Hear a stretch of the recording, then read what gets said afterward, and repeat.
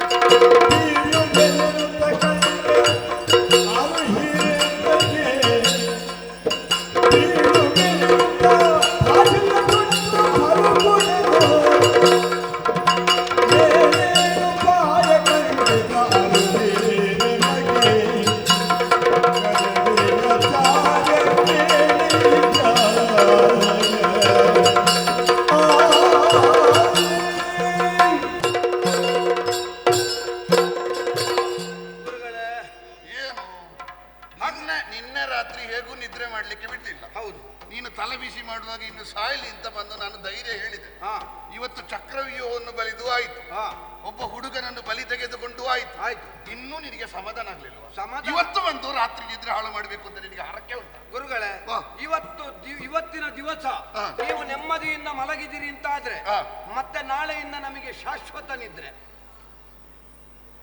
ನಾನು ನೆಮ್ಮದಿಯಿಂದ ಮಲಗಬಾರದು ಅಂತ ನಿನಗೆ ಹಠ ಉಂಟು? ಹಾಗಲ್ಲ, ಮತ್ತೆ ಪ್ರಕರಣ ಅಲ್ಲಿಯವರೆಗೆ ಮುಟ್ಟಿದೆ. ಏನಾಗಿದೆ? ಬೇಹಿನಚರರು ಬಂದಾಡಿದಂತಹ ವಾರ್ತೆ. ಏನದು? ಪಾಂಡವರ ಬಿಡದಿಯನ್ನು ಸೇರಿದಂತಹ ಪಾರ್ಥ ಘನತರವಾದಂತಹ ಭಾಷೆಯನ್ನು ಗೊಂಡಿದ್ದಾನೆ. ಹೌದು. ಹೌದಾ? ಅಭಿಮನ್ಯುವಿನ ಮರಣಕ್ಕೆ ಕಾರಣ ಪಾಪ ನನ್ನ ಭಾವಂತೆ. ಆ ಪ್ರಸಂಗದಲ್ಲಿ ಒಂದು ದೃಶ್ಯದಲ್ಲಿ ಅವ ಇದ್ದದ್ದು. ಅಭಿಮನ್ಯು ಕಾಲ ದೃಶ್ಯದಲ್ಲಿ ಎಷ್ಟಿದ್ದಾನೆ ಅಂತ ಮುಖ್ಯ ಅಲ್ಲ, ಪರಿಣಾಮ ಎಷ್ಟು ಅಂತ ಮುಖ್ಯ. ಅವ ಅಲ್ಲಿ ಇದ್ದ ಕಾರಣವೇ ಅಲ್ವಾ ಅವರು ಬರದೇ ಇದ್ದದ್ದು. ಹೌದು, ಅವು ಮಾಡಿದ ಕೆಲಸ ಮಾತ್ರ ಉಂಟಲ್ಲ, ಇವತ್ತಿನ ದಿವಸ ಅವನೇ. ಹೌದಪ್ಪ, ಅವನಿಗೆ ಕೊಡ್ಬೇಕು ಮಾತ್ರ. ಏನಾದ್ರೂ ಕೊಡುವುದಿದ್ರೆ ಅವನಿಗೆ ಕೊಡ್ಬೇಕು. ಕೆಲವು ಸಲ ಹಾಗೆ ಹೊರಟಿದ್ದಾನೆ ನಿಮ್ಮ ಶಿಷ್ಯ. ಕೆಲವು ಸಲ ಹಾಗೆ ಅಲ್ವಾ ಗುರುಗಳೇ? ಏನು? ಪ್ರಸಂಗದ ಪ್ರಧಾನ ಹೆಸರಿನ ಪಾತ್ರ ಒಮ್ಮೆ ಕಾಣಿಸಿ. ಹೌದೌದು ಹೌದು ಹೌದು, ನಿಜವಾಗಿ ಆಗಬೇಕಾದ ಹಾಗೆ. ಅಭಿಮನ್ಯು ಕಾಳಗ ಅಂತ ಆಗಬೇಕಾದ್ದಲ್ಲ, ಸೈಂಧವ ಪ್ರತಾಪ ಅಂತ ಆಗಬೇಕು. ಸತ್ಯ. ಸೈಂಧವ ಪ್ರತಾಪ ಆಗುತ್ತದೋ ಇಲ್ವೋ ಗೊತ್ತಿಲ್ಲ, ಸೈಂಧವ ವಧೆ ಆಗುತ್ತದೆ. ಎಂತ ಸುಯೋಧನ ಅವನಿಗೇನಾಯ್ತು? ಅವನಿಗೆ ಜೀವ ಉಂಟು, ಅದರಿಂದ ಓಡುದು.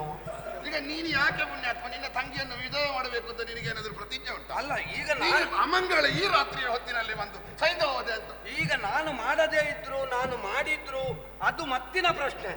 ಭಾಷೆಗೊಂಡವಗೊಂಡಾಗಿದೆ ಅಲ್ಲ. ಯಾರು? ಪಾರ್ಥ. ಪಾರ್ಥ ಅಭಿಮನ್ಯುವಿನ ಮರಣಕ್ಕೆ ಸೈಂಧವನೇ ಕಾರಣ ಎನ್ನುವ ಹಾಗೆ ತೀರ್ಮಾನಿಸಿ ನಾಳೆ ಸೂರ್ಯಾಸ್ತ ಆಗುವುದರ ಒಳಗೆ ಸೈಂಧವನ ಶಿರವನ್ನು ಅರಿತೇನೆ.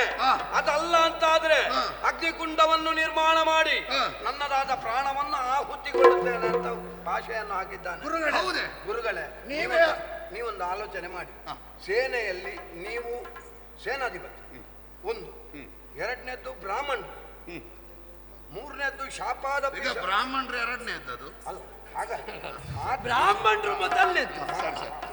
ನೀವು ಬ್ರಾಹ್ಮಣರು ಮೊದಲನೇದ್ದು, ಎರಡನೇದ್ದು ನೀವು ಸೇನಾಧಿಪತಿ. ನನಗೆ ಬೇಕಾಗಿ ನೀನು ಸರಿ ಮಾಡುದು ಬೇಡ, ನಿನ್ನ ಮನಸ್ಸಿನಲ್ಲಿದ್ದದ್ದನ್ನು ಹೇಳು. ಅಲ್ಲ, ಹೇಳಿದ್ದು ವಿಷಯ ಸೇನಾಧಿಪತಿ. ತ್ಯಾಗಕ್ಕಾಗಿ ಸೇನಾಧಿಪತಿ.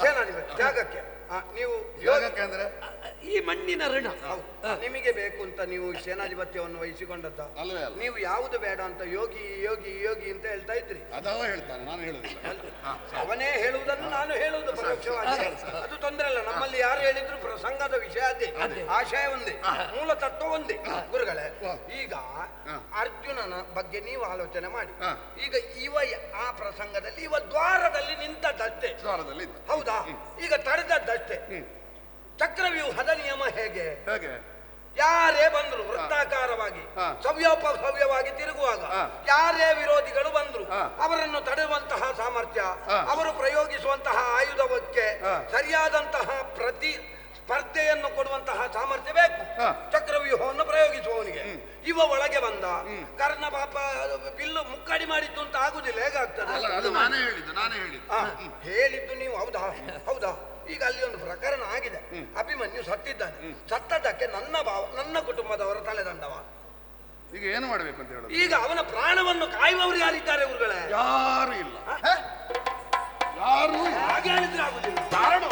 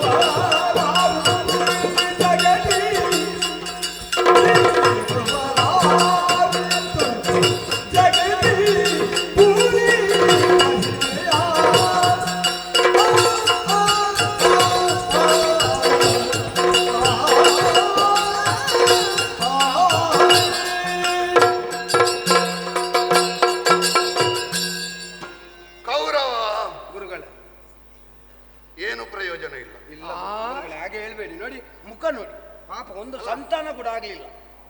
ಆ ಬೇಸರ ಆಗುತ್ತೆ.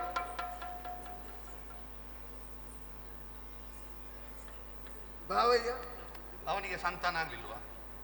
ನಿನಗೆ ನಿದ್ರೆ ಇಲ್ವಾ? ಸರಿ ಆಗಿದೆ. ಹೌದು ಹೌದು, ಬಿಡು. ಅಕ್ಕಿ ಹೋಗಿ ಅನ್ನ ಆದ ಮೇಲೆ ಮತ್ತೆ ಅಕ್ಕಿ ಆಗ್ತದ? ಅದಾಗುದಿಲ್ಲ. ಹಾಲು ಹೋಗಿ ಮೊಸರಾದ ಮೇಲೆ ಹಾ. ಮತ್ತೆ ಹಾಲಾಗ್ತದ? ಅದಾದ್ರೆ ಅದಕ್ಕೆ ಅಸ್ತಿತ್ವ ಉಂಟಾ? ಹಾಳಾದ ಹಾಲು, ತುಂಡಾದ ಕಾಲು, ಕಳೆದು ಹೋದ ಹೊತ್ತು, ಒಡೆದು ಹೋದ ಮುತ್ತು, ಹೋದದ್ದೇ. ಪ್ರಯೋಜನ ಇಲ್ಲ. ಪ್ರಯೋಜನ ಇಲ್ಲ ಕೌರವ. ಯೋಚನೆ ಮಾಡಿ ಪ್ರಯೋಜನ ಇಲ್ಲ. ಅವಧಿವಾದಕ್ಕೆ ಬಂತು. ನಾನು ಪ್ರಯೋಜನ ಇಲ್ಲ ಅಂತ ಹೇಳುದು ಅವ ಪ್ರಯೋಜನ. ಗುರುಗಳೇ, ನಾವು ಇನ್ನು ಯೋಚನೆ ಮಾಡಿ ಪ್ರಯೋಜನ ಇಲ್ಲ ಅಂತ ಯಾಕೆ ಅಂತ ಕೇಳಿದ್ರೆ, ಹಾ. ಇದು ಅರ್ಜುನ ಹೇಳಿದ್ದಲ್ಲ, ಮತ್ತೆ ಇದರ ಹಿಂದಿನ ತಂತ್ರ ಶೌರ್ಯದ್ದು. ಇಲ್ಲ, ಬೇಹಿನಚಾರ ಬಂದು ಹೇಳಿದ ಅರ್ಜುನ ಪ್ರತಿಜ್ಞೆ ಮಾಡಿದ್ದು ಅಂತ. ಯೋಚನೆ ಮಾಡು. ಓ, ನಿನಗೇ ಪೂರ್ತಿ ಅರ್ಥ ಆಗುದಿಲ್ಲ, ಹಾ. ನಿನ್ನ ಕೆಲಸದವನಿಗೆ ಎಷ್ಟು ಅರ್ಥ ಆದೀತು? ನಿನ್ನ ಬೇಹಿನಚರನಿಗೆ ಎಷ್ಟು ಅರ್ಥ ಆದೀತು? ಅಲ್ಲ, ಅವ ಒಳ್ಳೆ ನಾವು ಯಾಕೆ ಹೇಳಿದೆ? ಹಾ. ನಾನು ಯೋಚಿಸ್ತಾ ಇದ್ದೆ, ಹಾ. ಸುಭದ್ರಾರ್ಜುನರ ದಾಂಪತ್ಯದ ಫಲ ಅಭಿಮನ್ಯು. ಹಾ. ಅವ ಸಾಯುವಾಗಲೂ ಹಾ. ಅಘಟಿತ ಘಟನಾಪಟುವಾದ ಕೃಷ್ಣ ಯಾಕೆ ಸುಮ್ಮನಿದ್ದ? ಹಾ. ಈಗ ಉತ್ತರ ಸಿಕ್ಕಿತು. ಯಾವುದು? ಅಭಿಮನ್ಯು ಸತ್ರು ಸೈಂಧವ ಉಳಿಬಾರ್ದು ಅಂತ ಅವನ ನಿರ್ಣಯ ಉಂಟು. ಅವನ ತಂತ್ರ ಹಾಗೆ. ನೀನು ದ್ರೌಪದಿ ವಸ್ತ್ರಾಪಹಾರಕ್ಕೆ ಹೊರಟೆ. ಹಾ. ಪ್ರಸಂಗ ಏನಾಯ್ತು? ಪ್ರಸಂಗ ಬೇರೆ ಆಯ್ತು. ಅಕ್ಷಯಾಂಬರ ಆಯ್ತು. ಆಯ್ತು. ದುರ್ವಾಸರನ್ನು ಅಲ್ಲಿಗೆ ಕಳುಹಿಸಿದೆ. ಹಾ. ಪ್ರಕರಣ ಏನಾಯ್ತು? ದುರ್ವಾಸರು ಅನುಗ್ರಹ ಮಾಡಿ ಬಂದ್ರು. ಆತಿಥ್ಯ ಆಯ್ತು. ಅಲ್ವಾ? ಹೌದು. ಇದರ ಹಿಂದೆ ಹಾ. ಅರ್ಜುನನ ಸ್ವರದ ಹಿಂದೆ ಅವನ ಧ್ವನಿ ಉಂಟು. ಅರ್ಜುನ ಎನ್ನುವಂತಹ ಪಶು ಹಾ. ಸ್ವರ ಹೊರಡಿಸುವುದು ಹಾ. ಕೃಷ್ಣ ಎನ್ನುವ ಗುಹೆಯಿಂದ. ಹಾಗಾಗಿ ಶೌರ್ಯ ತಂತ್ರವನ್ನು ಮೀರಿ ಹಾ. ಈ ಪ್ರಪಂಚದಲ್ಲಿ ಯಾರೂ ವ್ಯವಹಾರ ಮಾಡುವುದಕ್ಕೆ ಸಾಧ್ಯ ಇಲ್ಲ. ಹಾ. ಒಂದು ನಮಗೆ ಸಮಾಧಾನ ಪಟ್ಟುಕೊಳ್ಬಹುದು. ಯಾವುದು ಗುರುಗಳೇ? ಅನಿರೀಕ್ಷಿತವಾಗಿ ನಾಳೆ ಸಾಯ್ತಾನೆ ಅಂತ ನಾಳೆ ಬೇಸರ ಪಡುವುದಕ್ಕಿಂತ ಹಾ. ಇವತ್ತೇ ಒಂದು ನಿರೀಕ್ಷೆ ಮಾಡಿ 4 ಜನ ದೊಡ್ಡ ದೊಡ್ಡವರನ್ನೆಲ್ಲ ಕರೆಸಿ ನಾಳೆ ಒಂದು ಶ್ರದ್ಧಾಂಜಲಿಗೆ ವ್ಯವಸ್ಥೆ ಮಾಡಿ.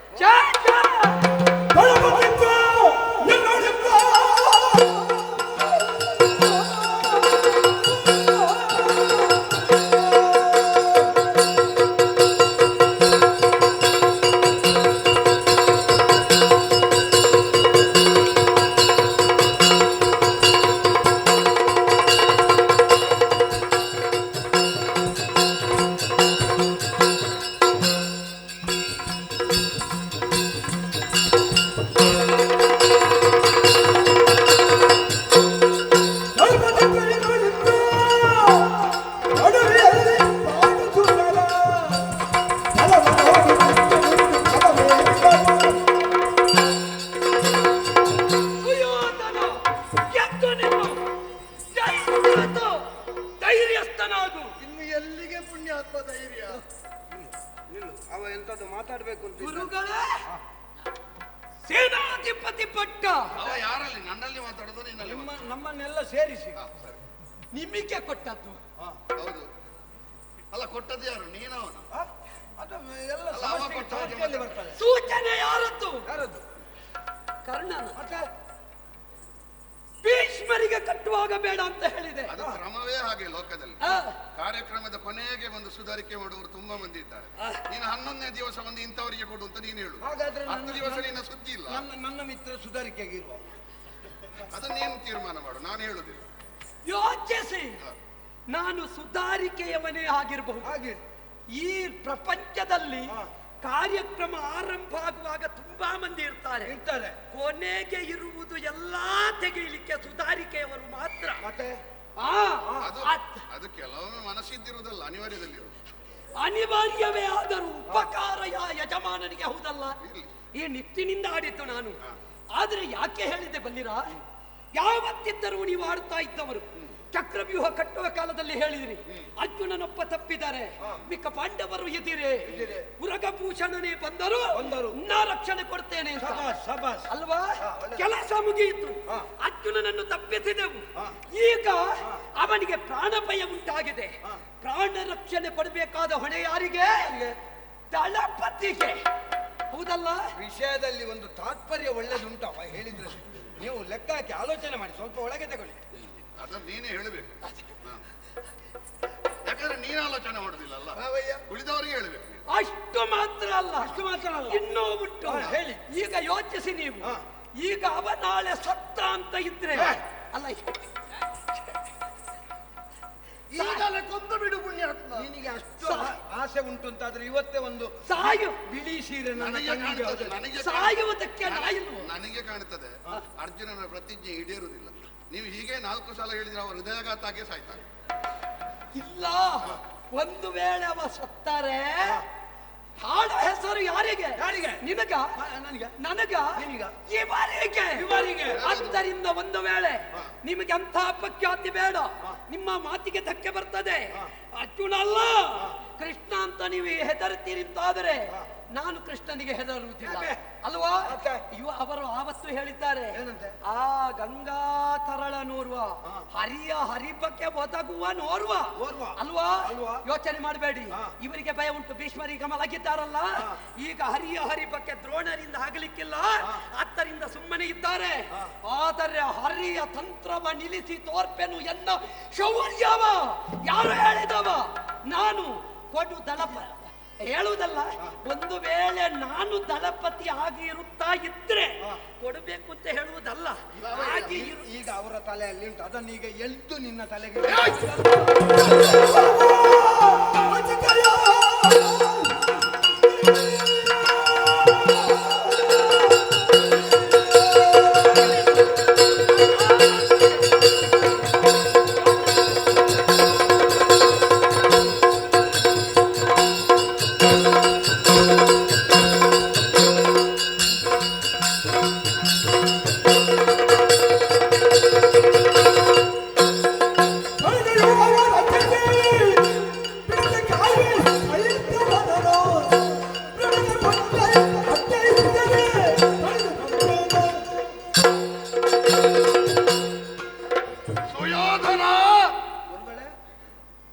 ನಮ್ಮ ಅಂಗೈಗೆ ಹಾಕಿದ ಎಣ್ಣೆ ಒಂದಲ್ಲ ಒಂದು ದಿವಸ ನಮ್ಮ ಕಣ್ಣೂರಿಗೆ ಕಾರಣ ಆಗ್ತದೆ. ನೆನಪಿಟ್ಟುಕೋ ಬಾವಯ್ಯ.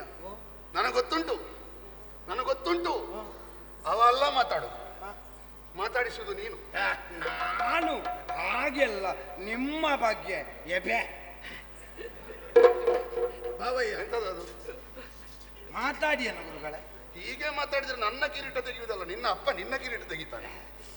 ಬಾವಯ್ಯ, ಅವರಿವರನ್ನು ನಂಬಿ ಪ್ರಯೋಜನ ಇಲ್ಲ. ನೀನೇ ಸ್ವಲ್ಪ ಏನ್ ಹೇಳಿದ್ದವ? ಅವ ಏನು ಗಂಗಾತರಳ ಏನಂತ ಹೇಳಿದೆ ನಾನು? ಹರಿಭಟಗಳ ಹರಿಯ ಮಾಯೆ ಉಳಿದು ಕಾದುವ ಗಂಗಾ ತರಳ ನೋರುವ. ಏನದರ ಹಿನ್ನೆಲೆ? ಹರಿಯ ಮಾಯೆ ಉಳಿದ್ರೆ ಮಾತ್ರ ಸಾಧ್ಯ, ಹರಿ ಮಾಯೆಯನ್ನು ತೋರಿಸಿದ್ರೆ ಸಾಧ್ಯ ಇಲ್ಲ ಅಂತ ಅರ್ಥ. ಹುಟ್ಟು ಬದುಕು ಸಾವು, ನಿದ್ರಾಹಾರ ಮೈಥುನ, ಇದು ಈ ಪರಿಧಿಯ ಒಳಗಿರುವ ನಾವು ಇದೆಲ್ಲವನ್ನು ಮೀರಿ ಸತ್ತ ಗುರುಪುತ್ರನನ್ನು ಬದುಕಿಸಿ ತರುವ ಮುಷ್ಟಿ ಅವಲಕ್ಕಿಯಲ್ಲಿ ಅಷ್ಟೈಶ್ವರ್ಯವನ್ನು ಕೊಡುವ ಕೃಷ್ಣನ ಮುಂಭಾಗದಲ್ಲಿ ಕಾದಾಡುವುದಕ್ಕೆ ಸಾಧ್ಯ ಇಲ್ಲ ಅಂತ ಹೇಳಿದೆ. ಒಬ್ಬ ದಳಪತಿಯಾಗಿ, ಒಬ್ಬ ಸೇನಾಧಿಪತಿಯಾಗಿ ಈ ದ್ರೋಣರಲ್ಲಿರುವಂತಹ ವಿಕ್ರಮವನ್ನು ಕೆಳಕ್ಕೆ ಮಾತಾಡ್ತೀಯ ಅಂತಾದ್ರೆ ದಳಪತಿಯಾಗಿ ನೀನು ಮಾಡುವಷ್ಟು ನನಗೆ ಮಾಡ್ಲಿಕ್ಕೆ ಕೂಡುದಿಲ್ಲ ಅಂತ ಅರ್ಥ ಅಲ್ಲ. ಅವ ಎಲ್ಲಿಯಾದ್ರೂ ಅವನ ಮಾಯೆಯನ್ನು ತೋರಿಸಿದ್ರೆ ನೀವೆಷ್ಟು ಅಂತ ಇಡೀ ಸಭೆ ನೋಡಿದೇನು? ಒಂದು ಹಗ್ಗ ಇಟ್ಕೊಂಡು ಇಡೀ ತಿರುಗಾಡಿದ್ದು ಕೃಷ್ಣ ಸಂಧಾನದ ಸಭೆಯಲ್ಲಿ ಸ್ಪಷ್ಟ ಗೊತ್ತುಂಟು ನನಗೆ. ಗುರುಗಳೇ, ನಾನು ನಿಮ್ಮ ಮಾತಿಗೆ ವಿರೋಧ ಅಂತ ಹೇಳುವುದಲ್ಲ. ಹಾಗಾದ್ರೆ ಏನಾದ್ರೂ ಹೇಳ್ತೀನಿ ಅರ್ಥ. ನಾನೊಂದು ನಡೆದ ಸಾಂದರ್ಭಿಕ ಘಟನೆಗೆ ಪ್ರತ್ಯಕ್ಷದರ್ಶಿಯಾಗಿ ಒಂದು ಮಾತ್ರ ಸಾಂದರ್ಭಿಕ ಘಟನೆಯನ್ನು ಮಾತಾಡುವಾಗ ಸಂದರ್ಭ ಯೋಚಿಸು. ಅಷ್ಟು ನಿಧಾನಗತಿಯಲ್ಲಿ ಇಲ್ಲ, ಈಗ ತುಂಬಾ ಕೊನೆಗೆ ಉಂಟು. ವಿಷಯ ಬೇಗ ಹೇಳ್ತೇನೆ. ಆದ್ರೆ ಆ ಘಟನೆಗೆ ನಾನೊಬ್ಬ ಪ್ರತ್ಯಕ್ಷದರ್ಶಿಯಾಗಿ ಈ ವಿಚಾರವನ್ನು ಮಂಡಿಸ್ತೇನೆ. ನೋಡಿ, ಅವನಿಗೆ ಪರಮೇಶ್ವರನಿಂದ ವರ ಪಡೆದಿದ್ದ ಏನು ಅಂತ? 4 ಮಂದಿಯನ್ನು ಒಂದು ದಿವಸದ ಮಟ್ಟಿಗೆ ಪಾರ್ಥನೊಬ್ಬನನ್ನು ಉಳಿದು ಗೆಲ್ಲುವಂತಹ ಸಾಮರ್ಥ್ಯ. ಹೌದಾ? ಅವನ ಆ ವರವನ್ನು ಹೇಗಾದ್ರೂ ಉಪಯೋಗಿಸ್ತಿದ್ದ, ಅದು ಅವನಿಗೆ ಬಿಟ್ಟದ್ದು. ಅವನ ಸಂಪಾದನೆ, ಅವನ ವೈಯಕ್ತಿಕ, ಅವ ಎಷ್ಟು ಬೇಕಾದ್ರೂ ಖರ್ಚು ಮಾಡ್ಲಿ, ನಾವು ಕೇಳಲಿಕ್ಕೆಲ್ಲ. ವಿಷಯ ಸರಿ ಉಂಟು. ಅವನನ್ನು ದ್ವಾರದಲ್ಲಿ ನಿಲ್ಲಿಸು, ಅವನಿಗೆ ಹರನ ವರಬಲ ಉಂಟು ಅಂತ ಹೇಳಿದ್ಯಾರು? ನಾನೇ. ಹೌದಾ? ನಿಲ್ಲಿಸ್ಲಿಕ್ಕೆ ಹೇಳಿದ್ದು ನೀವು. ತಡೆದ ಪ್ರಕರಣ ಮುಂದೆ ಅವನಿದ್ಲಿದ್ದ ವರ ನಿನಗೆ ಉಪಯೋಗ ಆಯ್ತಾ ಇಲ್ವೋ? ನನಗೆ ಉಪಯೋಗ ಆದ ವಿಷಯ ಹೇಳಿದ್ದಲ್ವ. ನಾನು ಈ ಪ್ರಸ್ತುತ ವಿದ್ಯಮಾನಕ್ಕೆ ಅದನ್ನೊಂದು ಮಾತಾಡುವಾಗ ಮೊದಲಿದ್ದೆಲ್ಲ ಬಾಲ ತಲೆ ತುಂಡು ಮಾಡಿ ಮಧ್ಯ ಮಾತ್ರ ಅದನ್ನು ಹೇಳ್ತೇನೆ. ನನಗೆ ಲಾಭ ಆಗಿದೆ, ನನಗೆ ಲಾಭ ಆಗ್ಲಿಲ್ಲ ಅಂತ ಹೇಳಿದ್ದಲ್ಲ. ನನಗೆ ಲಾಭ ಆಗುವ ಹಾಗೆ ಇನ್ನೂ ಕೂಡ ಮಾಡಿ ಅಂತ ಹೇಳುದು. ನೀವು ಹರಿಕಥೆಯನ್ನು ಕೇಳ್ತಾ ಕೂತ್ರೆ ಇನ್ನು ನಮಿಗೂ ಬೆಳಿಗ್ಗೆವರೆಗೆ ಹರಿಕಥೆ ಮಾಡ್ಲಿಕ್ಕೆ ಗೊತ್ತುಂಟು. ಹರಿಕಥೆಯನ್ನು ಕೇಳುವುದಲ್ಲ, ಮತ್ತೆ ಹರಿಕಥೆ ಹೇಳುವುದಿದ್ರು ನಿನ್ನಲ್ಲಿ ಕೇಳಿ, ನೀನು ಹೇಳಿದ್ದನ್ನು ನಾನು ಕೇಳಲಿಕ್ಕಿಲ್ಲ, ಬೇರೆ ಜನರಲ್ಲಿ. ನಾನು ಮನಸ್ಸು ಮಾಡಿದ್ರೆ ಎಂತೆಂತ ಹರಿಕಥೆ ಹೇಳಿಯನು, ಅದಲ್ಲ. ಅಲ್ಲಿಗೆ ಮತ್ತೆ ಹರಿಕಥೆಯ ಕಥೆ ಮುಗಿಯಿತು. ನಾನು ವಿಷಯ ಹೇಳ್ತೇನೆ. ಹೌದಾ? ಇವತ್ತಂದು ದ್ವಾರದಲ್ಲಿ ನಿಲ್ಲಿಸಿದ, ಹೇಗೋ ಅಭಿಮನ್ಯು ಕಾಳಗ ಆಯ್ತು. ನಿನ್ನೆ ದಿವಸದಲ್ಲಿ ಅಭಿಮನ್ಯು ಸತ್ತ. ಇವ ಪ್ರಕರಣಕ್ಕೆ ಯಾವುದಾದ್ರೂ ಇವನದ್ದು ಹೊಣೆಗಾರಿಕೆ ಉಂಟಾ? ಇಲ್ಲ ಅಂತ ಅಲ್ಲ, ಪೂರ್ತಿ ಅವನೇ ಅಲ್ಲ. ನಿಲ್ಲಿಸ್ಲಿಕ್ಕೆ ಹೇಳಿದ್ಯಾರು? ನಾನೇ. ಹೌದಾ? ನೀವು ನಿಲ್ಲಿಸ್ಲಿಕ್ಕೆ ಹೇಳಿದ್ದು. ಹಾಗಾದ್ರೆ ಈ ಪ್ರಕರಣದ ಪ್ರಮುಖ ರೂವಾರಿ ನೀವು. ಇದನ್ನು ಈಗ ಈ ಕಾಳಗದಲ್ಲಿ ಗೆದ್ರೆ ಅದರ ಫಲ ಯಾರಿಗೆ? ಅದಕ್ಕೆ ನೀನು ಹೊಣೆಗಾರಿಕೆ ನನಗೆ. ಹೌದು. ಯಾರು ಸೇನಾಧಿಪತಿ? ಯಾರು? ನಾನು. ಸೇನಾಧಿಪತಿ ನೀವಲ್ವಾ? ಬಿಡು. ಈಗ ನೀನು ಕೊಟ್ಟ ಹೊಣೆಗಾರಿಕೆಯನ್ನು ವಹಿಸಿಕೊಳ್ಳುವುದಕ್ಕೆ ಹೇಡಿತನದಿಂದ ಹಿಂಜರಿದದ್ದಲ್ಲ, ವಾಸ್ತವವನ್ನು ಹೇಳಿದೆ. ವಾಸ್ತವ ಬೇಡ ಗುರುಗಳೇ. ನೀನು ಹೇಳಿದ ಹಾಗೆ ಶೌರ್ಯ ತಂತ್ರ ಅಲ್ಲ, ಅರ್ಜುನನೇ ಬರುವುದು. ಹೌದಾದ್ರೆ ನಿನ್ನೆ ಹೇಳಿಕೆಯನ್ನು ಬದಿಗಿಟ್ಟೆ. ಅರ್ಜುನನೇ ಬರಲಿ ಅಂದ್ರೆ ಅರ್ಜುನನೇ ಬರಲಿ, ದೃಢನೇ ಬರಲಿ, ಜಡಜ ವ್ಯೂಹವನ್ನು ಬಲಿದು ನಿನ್ನ ಭಾವನನ್ನು ರಕ್ಷಿಸುವಂತ ಕಲಿದ್ರಾಡನು ವಿಕ್ರಮದ ಛಾತಿ ನಾಳೆ ಯುದ್ಧ ರಂಗದ 14ನೆಯ ದಿವಸ ನಿನಗೆ ಸ್ಪಷ್ಟವಾಗಿ ಗೊತ್ತಾಗ್ತದೆ. ಇದು ದಳಪತಿಯಾಗಿ. ಗುರುಗಳೇ, ನೀವೊಮ್ಮೆ ಸುಮ್ಮನೆ ಕೂತುಕೊಳ್ಳಿ. ನಾವು ಇಂಥದ್ದನ್ನೆಲ್ಲ ತುಂಬಾ ಕೇಳಿದ್ದೇವೆ, ಆದ್ರೆ ಒಂದು ಮಾಡ್ಲಿಲ್ಲ. ಬಿಡು. ನಿಮಗೆ ಅಂತರಂಗದಲ್ಲಿ ಪಾರ್ಥನ ಮೇಲೆ ಇರುವಂತಹ ವಾತ್ಸಲ್ಯ, ಅವನ ಬಗ್ಗೆ ಇರುವಂತಹ ಅಭಿಮಾನ ಅಂತ ನಮಗೊತ್ತಿಲ್ವಾ? ನೀವು ಮಾಡಿದ್ರೆ ಮನಪೂರ್ವಕವಾಗಿ. ನಿನಗೆ ಸ್ಪಷ್ಟ ಹೇಳ್ತೇನೆ, ಸೇನಾಧಿಪತಿಯಾಗಿ ನಾನು ಮಾಡ್ತೇನೆ. ಅವ ಶಿಷ್ಯನಾಗಿ ಬಂದ್ರೆ ಮತ್ತೆ ನನ್ನನ್ನು ದೂರ ಬೇಡ. ನನಗೆ ಗುರು ಈಗ ಅವ ಒಂದು ವೇಳೆ ಶಿಷ್ಯನಾಗಿ ಬಂದ್ರೆ ನಾನು ಗುರುವಾಗಿ ಅನುಗ್ರಹವೇ ಕೊಡಬೇಕು. ಹಾಗಾದ್ರೆ ನಾನು ಶಿಷ್ಯ ಅಲ್ವಾ? ಅನುಗ್ರಹ ಉಂಟು. ಅನುಗ್ರಹ ಮಾಡಿ ಅಂತ ನೀನು ಕೈ ಮುಗಿಯುವಾಗ್ಲೂ ಅನುಗ್ರಹ ಉಂಟು. ವಿರೋಧಿಯಾದವನು ಶಿಷ್ಯನಾಗಿ ಬಂದ್ರು ನನ್ನ ಅನುಗ್ರಹ ಉಂಟು. ಸೇನಾಧಿಪತಿಯಾಗಿ, ವಿಕ್ರಮಿಯಾಗಿ, ವಿರೋಧಿಯಾಗಿ, ಪ್ರತಿಸ್ಪರ್ಧಿಯಾಗಿ ಬಂದ್ರೆ ದ್ರೋಣನ ಹೋರಾಟ. ನೀವು ಒಂದು ಕಣ್ಣಿಗೆ ಸುಣ್ಣ, ಒಂದು ಕಣ್ಣಿಗೆ ಬೆಣ್ಣೆ, ಅದು ಮಾಡಬೇಡಿ ಗುರುಗಳೇ. ಹಾಗೆ ಹಾಕ್ಲಿಕ್ಕೆ ಆಗುದಿದ್ರೆ ಯಾವತ್ತೋ ನಿನ್ಗೆ ಸುಣ್ಣ ಹಾಕ್ತಿದ್ದ. ಇಲ್ಲಿವರೆಗೆ ಹಾಕದೇ ಇದ್ದದ್ದು ಹಾಗೆ ಮಾಡ್ಲಿಕ್ಕೆ ಆಗುದಿಲ್ಲ ಅಂತ. ಅವರು ಕೆಲಸ ಮಾಡಬೇಕು. ಯಾಕೆ? ಅವರಿಗೆ ಅನ್ನ ಕೊಟ್ಟವರು ಯಾರು? ನಿನಗೆ ಯಾಕೆ ಪುಣ್ಯಾತ್ಮ? ನಿನ್ನ ಜೀವ ಉಳಿಲಿ ಮೊದಲು, ಮತ್ತೆ ನೀನು ಬೇರೆಯವರ ವಿಷಯ ಮಾತಾಡು. ಯೋಚನೆ ಮಾಡಬೇಡ. ನನ್ನ ಪ್ರಯತ್ನ ಗರಿಷ್ಠತಮವಾಗಿ ಮಾಡ್ತೇನೆ. ಜಡಜ ವ್ಯೂಹವನ್ನು ಬಲಿದು ನಿನ್ನ ಭಾವನನ್ನು ಉಳಿಸುವುದಕ್ಕೆ ನನ್ನ ಪುರುಷ ಪ್ರಯತ್ನವನ್ನು ಮಾಡ್ತೇನೆ. ಅದಕ್ಕೆ ಬೇಕಾದಂತ ಭಟರು ಬೇಕು. ಯಾರು ಯಾರು ಬೇಕು ಹೇಳಿ? ನನ್ನ ತಂದೆಯವರನ್ನು ಬರ್ಲಿಕ್ಕೆ ಹೇಳ್ಬೇಕಾ? ಎಂತದಕ್ಕೆ? ಸೊಂಟ ಮುರಿಸಿ ಪಂಡಿತರಲ್ಲಿ ಕೊಂಡೋಗಿಸಿದ ಅಲ್ಲ, ನನ್ನ ಅಪ್ಪ ಒಳ್ಳೆ ಭಟರು. ಗೊತ್ತಿಲ್ಲ ನಿಮಗೆ ಆದ್ರೆ ಈಗ ಸ್ವಲ್ಪ ಪ್ರಾಯ ಆಗಿದೆ, ಮೊದಲು ಅಲ್ಲ ನೋಡ್ಬೇಕಿಲ್ಲ. ಹೌದಯ್ಯ, ನೀನ್ ಯಾರನ್ನ ಹೇಳು? ಧೃತರಾಷ್ಟ್ರ ಭೂಪತಿ. ಹೌದು. ಅಲ್ಲ, ಯಾವ ಪ್ರಾಯ ಆದ್ರೂ ಕಣ್ಣು ಕಾಣಬೇಕಲ್ಲ ಪುಣ್ಯಾತ್ಮ. ಬಾಣ ತೊಂದ್ರೆ ಇಲ್ಲ, ಅವರಿಗೆ ಜಾಗ ತೋರಿಸಿದ್ರೆ ನಿನಗೆ ತೊಂದರೆ ಇಲ್ಲ, ನನಗೆ ತೊಂದರೆ ಉಂಟು. ಹಾಗೆಲ್ಲ ವಿಕಲಾಂಗರನ್ನೆಲ್ಲ ರಣರಂಗಕ್ಕೆ ತರ್ಲಿಕ್ಕೆ ಆಗುದಿಲ್ಲ. ಸರಿ ಇದ್ದವರಿದ್ದಾರಲ್ಲ, ಸರಿ ಇದ್ದವ್ರು ಬಾವ ಆಗ್ಬೋದಾ? ಯಾವ ಹೆದರಿದ್ದಾನಲ್ಲ, ಬೇಡ, ಮಿತ್ರ ಇದ್ದಾನಲ್ಲ ಅವ ಯಾವ ಪ್ರಸಂಗಕ್ಕೂ ಆಗ್ತದೆ. ಇನ್ನೂ ಗಟ್ಟಿಯಾಗಬೇಕು ಸಿದ್ಧತೆ. ಅದಕ್ಕೆ ಬೇಕಾಗಿ ನಿನ್ನ ತಮ್ಮ ದುಶ್ಯಾಸನ ಹಾಗೂ ಶ್ರುತಾಯುಧ ಬರ್ಲಿಕ್ಕೆ ಹೇಳು.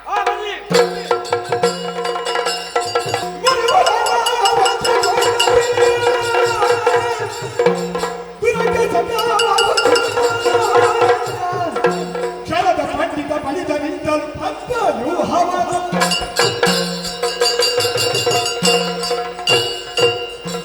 ಸುಯೋಧನ, ನಮ್ಮೆಲ್ಲ ಭಟರೆ ಸೈಂಧವನ ರಕ್ಷಣೆಗೆ ಬೇಕಾಗಿ ಹೊರಗೆ ಭದ್ರವಾದಂತ ಪದ್ಮ ವ್ಯೂಹವನ್ನು ಬಲಿದಿದ್ದೇನೆ. ಒಂದು ವ್ಯೂಹ ಸಾಕೆ, ಅದರ ನಂತರ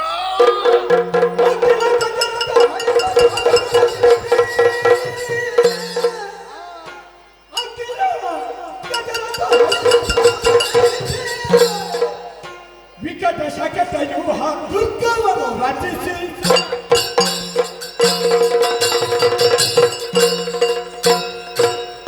ಪದ್ಮವ್ಯೂಹದ ಹೊತ್ತಿನಲ್ಲಿ ಆಯಾ ರಥ ಗಜಗಳ ಸಾಲಿನಲ್ಲಿ ಬಳಿದಂತ ವ್ಯೂಹ ಶಕಟ ವ್ಯೂಹ. ಎರಡಾಯ್ತು ಅಲ್ಲಿಗೆ, ಎರಡಾಯ್ತಾ? ಎರಡಾಯ್ತು. ಈಗ ಮಕರ ವ್ಯೂಹ ಮೂರಾಯ್ತು,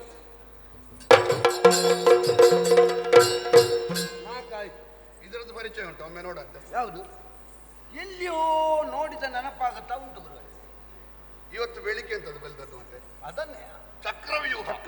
ನನಗೆ ಅದೇ ಈಗೀಗ ನಿದ್ದೆ ಬಿಟ್ಟು ಯಾವುದು ಅಂತ ಗೊತ್ತಾಗುದಿಲ್ಲ. ಎಷ್ಟಾಯ್ತು ವ್ಯೂಹ? ನಾಲ್ಕಾಯ್ತು. ಹಂಸ ವ್ಯೂಹ. ಗುರುಗಳೇ, ಓ, ನಾನು ಹೀಗೆ ಕೇಳ್ತೇನೆ ಅಂತ ಬೇಸರ ಮಾಡಬಾರ್ದು. ನೀನು ಬೇಗ ಕೇಳಬೇಡ, ಕೇಳುದನ್ನು. ನೀವು ಆಗದಿಂದ ಮೇಲೆ ಮೇಲೆ ಮೇಲೆ ಮೇಲೆ ಒಂದೊಂದೇ ವ್ಯೂಹ ರಚನೆ ಮಾಡ್ತಾ ಆಗ್ಲಿಲ್ಲ, ಐದೇ ಆದದ್ದು. ಐದಾಗಲ್ಲ, ಇನ್ನುಂಟು. ಇನ್ನೊಂದುಂಟ. ಎಂತದು ಗುರುಗಳೇ? ಇದು ಗರ್ಭವ್ಯೂಹ. ಇದು ಮುಗಿಯುವುದಿಲ್ಲ ಇವತ್ತು. ಇಲ್ಲ, ಇನ್ನು ಕೊನೆಯದು ಎಂತದು ಮುಗಿಯುವುದಿಲ್ಲ. ಯಾಕೆ? ಮತ್ತೆ ನನ್ನ ಭಾವನನ್ನು ಕಾದುಕೊಳ್ಬೇಕು, ಅವನ ಪ್ರಾಣವನ್ನು ರಕ್ಷಿಸಿ ಅಂತ ಹೇಳ್ತಾ ಇದ್ದೇನೆ. ನೀವು ಒಂದೊಂದೇ ವ್ಯೂಹ ರಚನೆ ಮಾಡಿದ್ರೆ ಭಾವನಲ್ಲಿ ಕೂತೋಡಿಸಿ. ಆರು ವ್ಯೂಹದ ಒಳಗ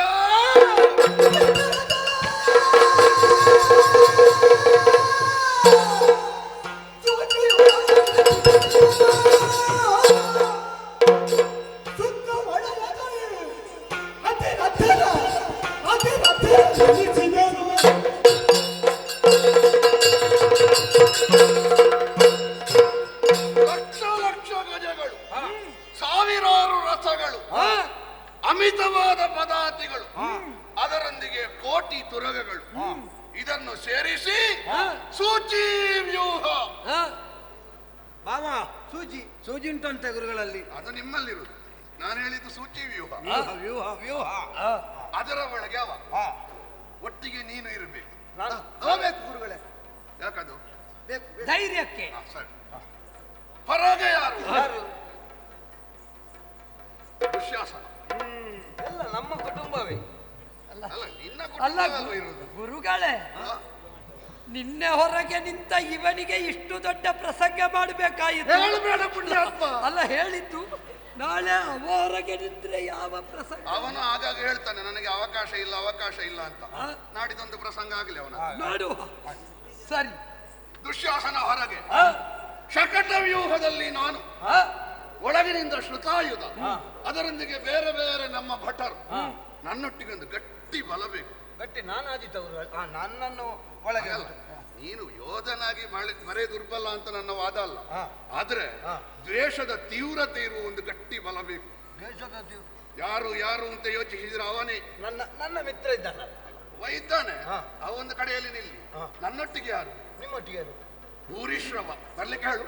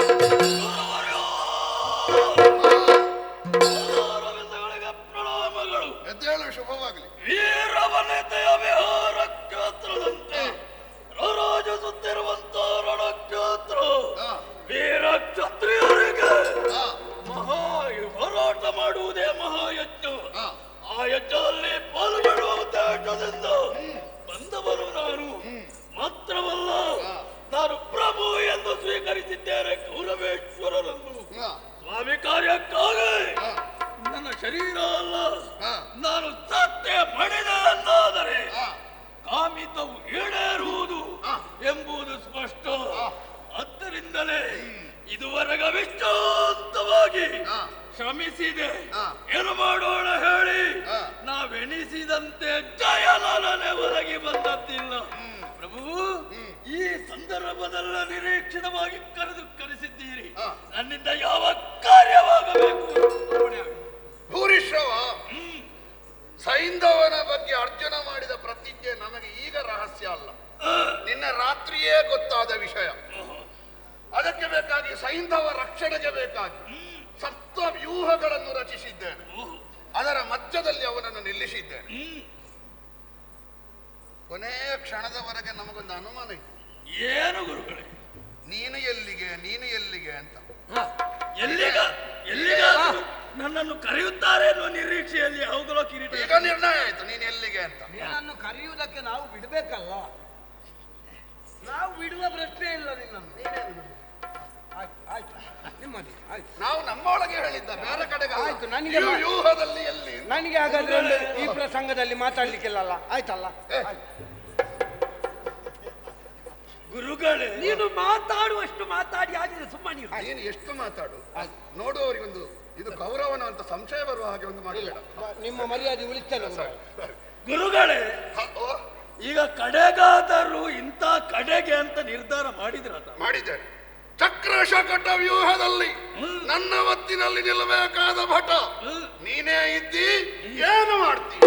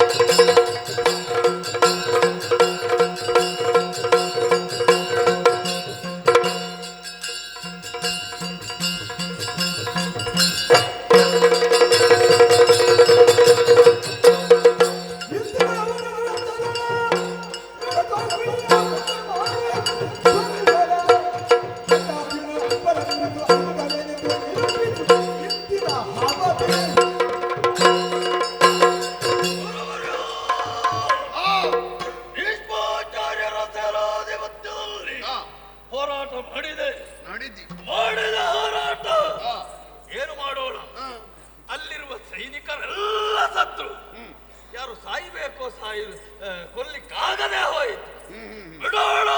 ಆದ್ರೆ ಅವನ 10 ಮಕ್ಕಳನ್ನು ಕೊಂದಿದ್ದೀನಿ ಅಲ್ವಾ? ಹೌದು ಗುರುಗಳೇ, ಬೇಕುಲವಿಲ್ಲೋಜರು ಶಾಮಾದ ವಿಶರಾದಮಿ ನೆಗಳ್ತೆಕ್ಕೆ ಪಾತ್ರರಾಗಿರುವಂತಹ ತಮ್ಮ ಕೈ ಕೆಳಗೆ ಕೆಲಸ ಮಾಡುವಂತಹ ಭಾಗ್ಯ ನನ್ನ ಪಾಲಿಗೆ ಒದಗಿ ಬಂತು ಅಂತಾದ್ರೆ ಇದಕ್ಕಿಂತ ದೊಡ್ಡ ಪುಣ್ಯ ಏನಿದೆ? ಎಲ್ಲಿ ಹೇಳಿದ್ದೀರೋ ಏನು ಮಾಡಬೇಕು ಮಾಡಿಯೇ ಮಾಡುತ್ತೇನೆ.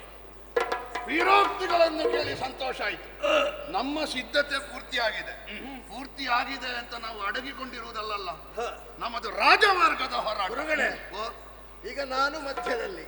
ಹೌದು, ಸೂಚಿ ವ್ಯೂಹದಲ್ಲಿ ನಾನು ಬದುಕಿಯೇ ಬದುಕುತ್ತೇನೆ. ಹೇಗದು? ಕಾರಣ ಉಂಟು. ಏನದು? ನಾನು ಸಾಯ್ಬೇಕು ಅಂತಾದ್ರೆ ನೀವೆಲ್ಲರೂ ಸಾಯ್ಬೇಕು. ಹಾಗಿಲ್ಲ, ಅವನಿಗೆ ಬೇಡದ್ದೇ ತಲೆಗೆ ಹೋಗುದು. ಹಾಗಿಲ್ವೋ? ಅವನ ತಲೆ ಅವ ನಿವಾರಿಸಿಯೂ ಬಂದಾನ. ನಮ್ಮನ್ನೆಲ್ಲ ಕೊಲ್ಲಬೇಕು ಅಂತಿಲ್ಲ, ಕೊಲ್ಲಬೇಕು ಅಂತ ಕೊಲ್ಲುವುದ್ರಲ್ಲೇ ತಲೆಯಲ್ಲಿ ಅಲ್ಲ, ಅವ ನನಗೆ ಕಾಣ್ತದೆ. ಅವ ಹೇಳುವುದು ಎಲ್ಲರನ್ನು ಅಂತ ಆದರೂ ಕೂಡ ಅವನ ಕಣ್ಣು ಹೆಚ್ಚು ನಿನ್ನ ಬಗ್ಗೆ ಇರುವುದಾಗಿ ಆಗದಿಂದ ಹೇಳ್ತಾನೆ. ನನ್ನೊಟ್ಟಿಗೆ ಅವ ಇರ್ಲಿ, ನನ್ನೊಟ್ಟಿಗೆ ಗುರುಗಳೇ, ನನ್ನ ತಂಗಿಯನ್ನು ಕೊಡುವಾಗ ಇವನ ಸ್ವಭಾವ ಹೀಗೆ ಅಂತ ಗೊತ್ತಿಲ್ಲ. ಇಲ್ಲದಿದ್ರೆ ಕೊಡುವುದಿಲ್ಲ ಹುಡುಗಿ. ಯಾರಿಗೆ? ಅವನಿಗೆ. ನಾನು ಕೊಟ್ಟು ಕೆಟ್ಟಿದ್ದೇನೆ ಈಗ. ಹಾಗೆಲ್ಲ ಸ್ವಭಾವ ನೋಡಿ ಹೆಣ್ಣು ಕೊಡುವುದು. ಮದುವೆಯಾಗಿ ನಾನು ಕೆಟ್ಟದ್ದು ಪುಣ್ಯ. ಸ್ವಭಾವ ನೋಡಿಯೇ ಹೆಣ್ಣು ಕೊಡುವುದಿದ್ರೆ ನಿನಗೆ ಇವತ್ತಿನವರೆಗೂ ಮದುವೆ ಆಗುತ್ತಿತ್ತ ಅಲ್ವಾ? ನಮಗೆ ಬಿಡು ಅಲ್ವಾ? ಬಿಡು. ಇದು ಎಲ್ಲ ಸಿದ್ಧತೆ ಆಗಿದೆ ಅಂತ ಎದುರು ಪಕ್ಷದವರಿಗೆ ಗೊತ್ತಾಗಬೇಕಲ್ಲ. ಚಾಲಕ ಎಲ್ಲಿ ಬರಲಿ.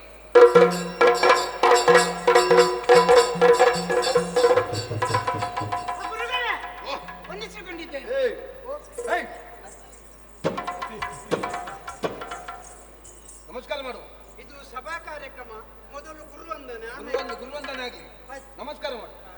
ನಿನಗೆ ಸಂಬಳ ಕೊಡುದು ನಾನು ಪಾಪಿ. ಎಲ್ಲಿಯವರೆಗೆ ದಾರಿದ್ರ್ಯ ಬಂತು ಕುರುಪತಿಗೆ? ವೇತನ ಕೊಡುವುದು ಯಾರು ಅಂತ ತಿಂಗಳು ತಿಂಗಳು ವೇತನ ತೆಗೆದುಕೊಳ್ಳುವವನಿಗೆ ನೆನಪಿಸಬೇಕಾದ ಅನಿವಾರ್ಯತೆ. ಏನು ಮಾಡುದು? ನಿಮ್ಮ ಪ್ರಾಬಲ್ಯ ಅಷ್ಟುಂಟು ಇಲ್ಲಿ. ಪ್ರಾಬಲ್ಯ ಅಲ್ವಾ? ನಮಗೆ ನಾವಿಲ್ಲಿ ಇದ್ದವರಿಗೆ ಬೆಲೆ ಇಲ್ಲ, ಬಂದವರಿಗೆ ಮಾತ್ರ ಬೆಲೆ. ಹಾಗಾದ್ರೆ ನೀನು ಹೇಳು, ಏನು ಎಷ್ಟು ಮಂದಿಗೆ ಕೊಡ್ತೇನೆ ಅಂತ ಅವರಿಗೆ ಗೊತ್ತಾಗ್ಬೇಕಲ್ಲ. ಯಾಕಂದ್ರೆ ಓ, ಅವನಿಗೆ ಯಾರು ಕೊಡುವುದು? ಅವನಿಗೆ ಯಾರು ಕೊಡುವುದು? ಹೌದಾ? ಧೈರ್ಯ ಧೈರ್ಯ. ಅವ ಸಾಯ್ಲಿಕ್ಕೆ ಆಗಿದ್ದಾನೆ. ಅವ ಎಂತ ಮಾತಾಡ್ತಾನಂತ ಅವನಿಗೆ ಗೊತ್ತಿಲ್ಲ. ನಾನು ಸತ್ರ ನೀನು ಜೊತೆಗೇ ಇರ್ತಿ. ಕರೆಯುವುದಕ್ಕೆ ಕಾರಣ ಏನು ಗುರುಗಳೇ? 13 ದಿವಸದ ಯುದ್ಧ. ಹಾ, ಇಲ್ಲ ಅಂತಲ್ಲ, ನಿನ್ನೆ ಚಕ್ರವ್ಯೂಹದ ಯುದ್ಧ ಬಹು ಪ್ರಖರವಾದದ್ದೇ. ಹೌದು. 13 ಆಗಿದೆ. ಇಂಥದ್ದೇ ಅಂತ ಒಂದು ನಿರ್ಣಯ ಇರಲಿಲ್ಲ. ನಿರ್ಣಯ ಇರಲಿಲ್ಲ. 13ಕ್ಕೆ ನಿರ್ಣಯ ಆಯ್ತು. ಆಯ್ತಾ? ಯಾವ 13?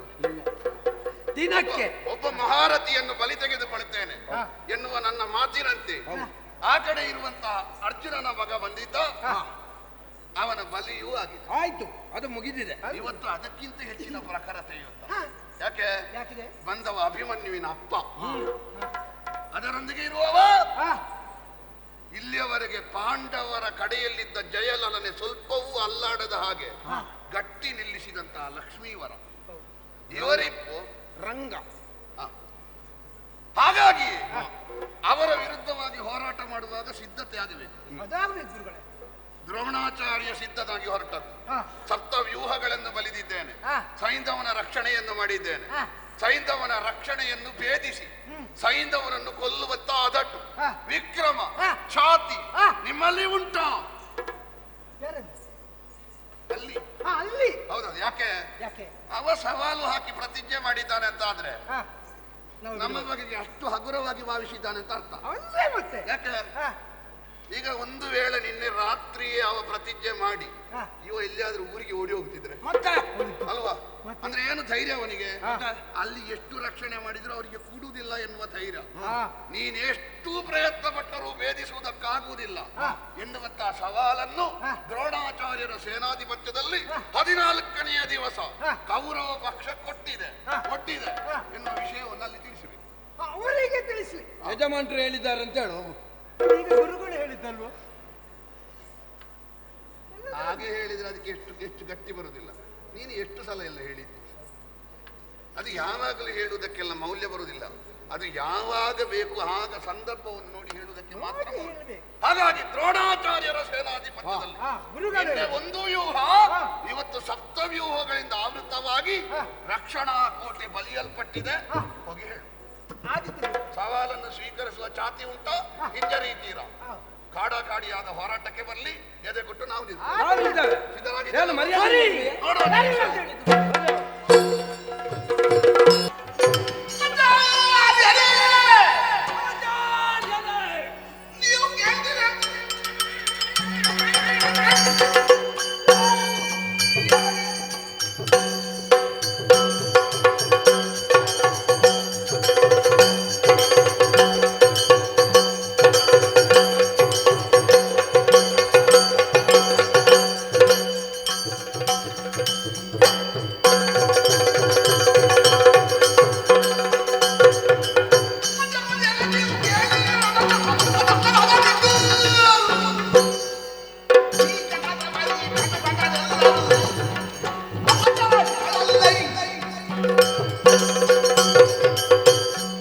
ಗುರುಗಳೇ, ನಿನಗೇನು ಇರುವೆ ಖಚಿತ? ನಿಮಗೆ ನನ್ನನ್ನು ನೋಡುವಾಗ ಕೀಲಿ ಕೊಡುವ ಗೊಂಬೆ ಹಾಗೆ ಕಾಣ್ತೇನಾ? ಇಲ್ಲ. ಮತ್ತೆ ಏನಂತ ಭಾವಿಸಿದ್ದೀರಿ? ಅದೇ ನಾನು ನಿನಗೆ ಹೇಳಿಕೊಟ್ಟದೆಲ್ಲ ಅರ್ಥ ಆಯ್ತಲ್ವಾ? ಯಾವುದು? ಗದೆಯನ್ನು ಹೀಗೆ ಇಟ್ಕೊಂಡು ಬಂದಿದ್ದೀನಿ ನೀನು. ಇನ್ನು ಹೀಗೆ ಹಿಡ್ಕೊಂಡ್ರು, ಹೇಗೆ ಹಿಡ್ಕೊಂಡ್ರು, ಪ್ರಯೋಜನ ಇಲ್ಲ ಅಂತ ಗೊತ್ತಾದ್ಮೇಲೆ ಮತ್ತೆ ಹೇಗೆ ಹಿಡ್ಕೊಂಡ್ರೇನು? ಅಲ್ಲ, ಒಂದು ಪ್ರಯೋಜನ ಇಲ್ಲದ್ರೆ ಒಂದು ನಿಯಮ ನೆನಪಿರ್ಬೇಕಲ್ಲ. ನಿಯಮ ನನಗೆ ನೆನಪುಂಟು, ಮತ್ತೆ? ನಿಯಮ ನಿಮಗೆ ನೆನಪುಂಟಾ? ಏನು ಮರ್ತ ಹೋಗಿದೆ? ಯುದ್ಧದಲ್ಲಿ ನಿಯಮ ಹೇಗೆ? ಹೇಗೆ? ಯಾವ ಪಾಳಯದಿಂದ ನಾವು ಯುದ್ಧವನ್ನು ಆರಂಭಿಸ್ತೇವೋ ಹಾ. ಅವರಿಗೆ ಜಯವನ್ನು ಕಾಣುವುದಕ್ಕೆ ಬೇಕಾಗಿ ಹಾ. ಎದುರಾಳಿಗಳ ಪಕ್ಷವನ್ನು ಹಾ, ಧ್ವಂಸ ಮಾಡಬೇಕಾದ್ದು ಸೇನಾಪತಿಯ ಲಕ್ಷಣ. ನಾನು ಮಾಡ್ತಾ ಇದ್ದೇನೆ. ನೀವು ಮಾಡ್ತಾ ಇದ್ದೀರಾ? ಮಾಡ್ತಾ ಇದ್ದೇನೆ. ಎಂತದ್ದು ಮಾಡಿದ್ದು? ಏನು? ಅವ ಅರ್ಜುನ ಬಂದ, ಹಾ. ನಿಮ್ಮಲ್ಲಿ ಕಾಲು ಹಿಡಿದ, ನಾ- ಒಂದಿಷ್ಟುದ್ದ ಮಾತಾಡಿದ, ನಿನಗೆ ನಾನು ಸ್ಪಷ್ಟ ಹೇಳಿದ್ದೇನೆ ಮೊದಲಿಗೆ. ಏನು? ಸೇನಾಧಿಪತಿಯಾಗಿ ನನ್ನ ಹೋರಾಟ ಉಂಟು, ಗುರುಗಳಾಗಿ ನನ್ನಲ್ಲಿ ಅವರು ಏನಾದರೂ ವ್ಯವಹಾರ ಮಾಡಿದ್ರೆ ನನಗೆ ಅನುಗ್ರಹ ಮಾಡೋದು ಆಗುದಿಲ್ಲ ಅಂತ. ಈಗ ಶಿಷ್ಯರಾಗಿ ಬಂದ್ರೆ ಏನು ಮಾಡ್ಲಿಕ್ಕೆ ಆಗುದಿಲ್ಲ. ಈಗ ಶಿಷ್ಯನಾಗಿ ಬರ್ಲಿ, ಹೇಗೆ ಬರ್ಲಿ, ಬಂದದ್ದು ರಣದಾರುನಿಗೆ ಅಲ್ವಾ? ನಿಮ್ಮ ಮನೆಗೆ ಬಂದದ್ದ ಈಗ ಅಥವಾ ಬಿಡದಿಗೆ ಬಂದದ್ದ? ನಿನ್ನಲ್ಲಿ ಕೇಳ್ತೇನೆ, ಶ್ರುತಾಯುಧನಲ್ಲಿ ಒಂದು ಶಕ್ತಿ ಇತ್ತ? ಹೌದು. ಅದು ಪ್ರಯೋಜನಕ್ಕೆ ಬಂತ? ಇಲ್ಲ, ಬರ್ಲಿಲ್ಲ ಅಲ್ಲ. ಸಂಜೀವಿನಿಯನ್ನು ಯಾರಾದ್ರೂ ಕೈಯಲ್ಲಿ ಹಿಡ್ಕೊಂಡ್ರೆ ಅವನಿಗೆ ಮರಣದ ಹೆದರಿಕೆ ಉಂಟಾ? ಇಲ್ಲ. ಕೃಷ್ಣ ಎನ್ನುವಂತಹ ಜಯವನ್ನು ಒಟ್ಟಿಗೆ ಇಟ್ಟುಕೊಂಡು ಅವನಿಗೆ ಸೋಲುಂಟೇನೋ? ಹೌದಾ? ಹಾಗಾದ್ರೆ ನಾವೆಲ್ಲ ಯುದ್ಧ ಮಾಡುದು ಯಾಕೆ? ಅಲ್ಲ, ಅದು ನಿನಗೆ ಮೊದಲೇ ಗೊತ್ತಿರ್ಬೇಕು. ಮೊದಲೇ ಗುರುಗಳೇ, ಅಸಾಧ್ಯವಾದುದು ಪ್ರಪಂಚದಲ್ಲಿ ಯಾವುದುಂಟೋ ಅದನ್ನು ಸಾಧಿಸ್ತೇನೆ ಎನ್ನುವ ಹಾಗೆ ಛಲದ ಮುಖೇನ ಹೊರಟವ ಸುಯೋಧನ. ಅದಕ್ಕೆ ಪೂರಕವಾಗಿ ಪ್ರೇರಕರಾಗಿ ನೀವೆಲ್ಲವರು ಹಿರಿಯವರಿದ್ದೀರಿ ಎನ್ನುವ ಹಾಗೆ ಭಾವಿಸಿ ನಾನು ಮುಂದಡಿಯನ್ನು ಇಟ್ಟವ. ನಾನು ಪೂರಕನಾಗಿ ಹೊರಟದ್ದಲ್ಲ, ನಮ್ಮನ್ನು ಒತ್ತಾಯದಿಂದ ನೀನು ತಂದದ್ದು. ಆದ್ರೂ ಅನ್ನದ ಋಣ ನಿಮಗಿಲ್ವಾ ಹತ್ತಿನಾವತಿಯಲ್ಲಿ? ಅನ್ನದ ಋಣ ಅಂದ್ರೆ ನಿನ್ನದದು, ನನ್ನದಲ್ಲದಿದ್ರು ಯಾರದಾದ್ರೂ ಅನ್ನವೇ ಅಲ್ವಾ? ಯಾರದಾದ್ರೂ ಹೇಳಲಿಕ್ಕೆ ನೀನದು. ಮತ್ತೆ ಈಗ ವರ್ತಮಾನದಲ್ಲಿ ಆ ಜಾಗದಲ್ಲಿ ಕೂತವ ನಾನೇ ಲೆಕ್ಕಾಚಾರ ನೋಡಿಕೊಳ್ಳುವುದು. ಜಾಗದಲ್ಲಿ ಕೂತವಲ್ಲ ನೀನು, ಜಾಗದಲ್ಲಿ ಅನಿವಾರ್ಯಕ್ಕೆ ಕೂತದ. ಅನಿವಾರ್ಯಕ್ಕೆ ಆಗಲಿ ಹೇಗೆ ಆಗಲಿ ಲೆಕ್ಕಾಚಾರ ನಡೆಯುವುದು ಈಗ ನನ್ನದೇ. ಈಗ ರಾಜಪ್ರತಿನಿಧಿ ಧೃತರಾಷ್ಟ್ರನೇ ಇರ್ಲಿ, ಲೆಕ್ಕಾಚಾರಕ್ಕೆ ನೀನಿರು. ಹೌದು. ಹೌದಾ? ಹಾಗಾದ್ರೆ ನಿಮಗೆ ಹಂಗಿರುವುದು ಯಾರು? ಲೆಕ್ಕಾಚಾರಕ್ಕೆ ನೀನಿರುವುದು ಅಂತ. ಆ ಲೆಕ್ಕಾಚಾರಕ್ಕೆ ನಾನಿರ್ಲಿ. ನಿಮ್ಮ ಲೆಕ್ಕದಲ್ಲಿ ಹೇಗೆ ಅಂತ ಬೇಡ. ನಿಮಗೆ ಈಗ ಅದೆಲ್ಲ ಮಾತಾಡ್ತೀರಿ ಗುರುಗಳೇ. ಯಾಕೆ? ನಿಮಗೆ ಕಂಬಳಿ, ಉಂಬಳಿ, ಮಗುವಿಗೆ ಹಾಲಿಲ್ಲದಾಗ ಹಾಗೆಲ್ಲ ನೀನು ಅದನ್ನು ಮಾತಾಡಬೇಕು. ಯಾಕೆ? ಯಾಕಂದ್ರೆ ಮಗುವಿಗೆ ಹಾಲಿಲ್ಲದಾಗ ಅಂತ ಹೇಳಲಿಕ್ಕೆ ಅಶ್ವತ್ಥಾಮನಿಗಿಂತ ದೊಡ್ಡ ಹೆಚ್ಚು ಪ್ರಾಯದವಲ್ಲ, ಹಾಗೆ ಹೆಚ್ಚು ಗೊತ್ತಿರ್ಲಿಲ್ಲ. ನಾನು ಅದನ್ನೇ ಹೇಳಿದ್ದು. ಆಗ ನಿಮಗೆ ಹತ್ತಿನಾವತಿಯ ಋಣ ಇತ್ತು. ಈಗ ಆ ಜಾಗದಲ್ಲಿ ಸುಯೋಧನ ಕೂತಿದ್ದಾನೆ ಅಂತ ಆಗುವಾಗ ನಿನ್ನಲ್ಲಿ ಕೇಳಿದ ನಾವು ಬೇಸರ ಮಾಡಬೇಡ. ಇಲ್ಲ, ನನಗೆ ದೇವರನ್ನು ಬೇಸರ ಇಲ್ಲ, ಇನ್ನಂತೂ ಬೇಸರವೇ ಇಲ್ಲ. ನೀವು ನನ್ನನ್ನು ಸಣ್ಣದು ಮಾಡ್ತೀರಿ ಅಂತ ಗೊತ್ತಾಯ್ತು. ಈಗ ನಮ್ಮ ಮನೆಯಲ್ಲಿ ಇದ್ದದ್ದಕ್ಕೆ ನಾವು ಹೊಣೆ ಹೌದಲ್ವಾ? ಹೌದು. ನಾವು ರಕ್ಷಿಸಬೇಕು ಹೌದಲ್ವಾ? ಹೌದು. ನಮ್ಮ ಮನೆಗೆ ಹೆಗ್ಗಣ ಬಂದ್ರೆ ನಾವು ರಕ್ಷಿಸಬೇಕಾ? ಅದು ರಕ್ಷಿಸಬೇಕಲ್ವ? ಅನಿವಾರ್ಯ ಅಲ್ವಾ? ಹೆಗ್ಗಣವನ್ನಲ್ಲ, ಅದಕ್ಕೆ ಮನೆಯಲ್ಲಿರುವ ಪದಾರ್ಥವನ್ನು. ಏನು ಮಾಡುದು? ಹಸ್ತಿನಾವತಿಯ ಪೀಠದಲ್ಲಿ ಕೆಲವೊಂದು ಉಪದ್ರದ್ದು ಉಂಟು, ಏನು ಮಾಡ್ಲಿಕ್ಕೆ ಈಗ ನಿಮಗೆ ನಿಮ್ಮ ಮಾತು ನಡಿಬೇಕು, ನೀವು ತಪ್ಪಿತಸ್ಥರು ಅಂತ ಆಗಬಾರ್ದು. ಅದಕ್ಕೆ ನಿಮ್ಮ ತಲೆಯಲ್ಲಿರುವ ಹೊರೆಯನ್ನು ಯಾರ್ಯಾರ ತಲೆಗೆ ಇರಿಸುವುದು ಬೇಡ. ಈಗ ನೀವು ಅರ್ಜುನನನ್ನು ಏನು ದೊಡ್ಡದು ಅಂತ ಭಾವಿಸಿದ್ದೀರಿ? ಎಂತದು ದೊಡ್ಡದವ? ಅರ್ಜುನ ಎಂತದು ದೊಡ್ಡದು? ಅರ್ಜುನ ಎಂತದು? ಸಣ್ಣದು ಕಂಡಿದ್ದಾನೆ. ಅವನಿಗೇನು 3 ಕಣ್ಣು ಉಂಟಾ? ಇಲ್ಲ, 2 ಕಣ್ಣು. 4 ಕೈ ಉಂಟಾ? ಇಲ್ಲ, 2 ಕೈ. 10 ತಲೆ ಉಂಟಾ? ಇಲ್ಲ. 20 ತೋಳುಗಳುಂಟಾ? ಇಲ್ಲ. ಇಲ್ಲಲ್ಲ, ಮತ್ತೆ ಎಂತದು ಅರ್ಜುನ ಕುಂಬಳಕಾಯಿ? ಅವನೊಟ್ಟಿಗೆ ಇದ್ದಾನಲ್ವ 4 ಕೈ ಅವ. ಇರ್ಲಿ, ಅವನೊಟ್ಟಿಗೆ ಉಂಟಲ್ಲ. ಇರ್ಲಿ. ಅವ ಆಯುಧ ಪ್ರಯೋಗಿಸಿದ್ದಾನ? ಇಲ್ಲ. ರಣಕ್ಷೇತ್ರದಲ್ಲಿ ಅವ ಏನಾದ್ರೂ ಮಾಡಿದ್ದಾನ? ಇಲ್ಲ. ಅವ ಸೂತತ್ವವನ್ನು ಹೊತ್ತದ್ದು. ಹೊತ್ತ ಮೇಲೆ ನಿಮಗೇನು ಸಮಸ್ಯೆ? ನಾನು ನಿನ್ನಲ್ಲಿ ಹೇಳ್ತೇನೆ, ಏನು? ನನಗೆ ಇಷ್ಟೇ ಮಾಡ್ಲಿಕ್ಕೆ ಕೂಡುದು, ಇದಕ್ಕಿಂತ ಹೆಚ್ಚು ಮಾಡ್ಲಿಕ್ಕೆ. ನಾನು ನಿಮ್ಮಲ್ಲಿ ಒಂದು ಮಾತು ಹೇಳ್ತೇನೆ ಗುರುಗಳೇ. ಈಗ ಪ್ರಥಮತವಾಗಿ ನೀವು ಹೇಳಿದ್ದೇಗೆ ಅರ್ಜುನನೊಬ್ಬ ತಪ್ಪಿದರೆ ಮಿಕ್ಕ ದೂರ್ಜಟ್ಟಿ ಮೊದಲಾದ ಭಟರಾದವರು ಎನಗಿದ್ದೀರೆ. ಇಲ್ಲಿ ಅರ್ಜುನ ತಪ್ಪಲಿಲ್ಲಲ್ಲ, ಪುಣ್ಯಾತ್ಮ ಇದ್ದಾನಲ್ಲ. ನಾನು ಪ್ರಸಂಗ ಚಕ್ರವ್ಯೂಹ ಮುಗಿಸ್ಲಿಲ್ಲ. ಇದು ಯಾವಾಗ? ಈಗ ಚಕ್ರವ್ಯೂಹ ಮುಗಿಸಿ ಈ ಪ್ರಸಂಗ ಮುಗಿಸಿ ನಾನೀಗ ಚಕ್ರವ್ಯೂಹದಿಂದ ಆರಂಭಿಸುವುದು.